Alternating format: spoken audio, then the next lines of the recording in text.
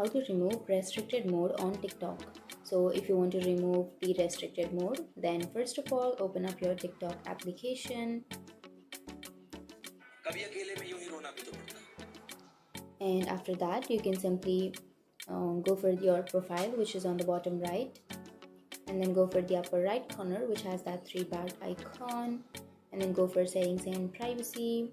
And here you can simply scroll down, and under content and display you will have content preferences on the fourth option. Tap on that, and here on the second option you will have restricted mode. So for now I have turned off my restricted mode, but if you have turned on, then you can simply turn that off from here.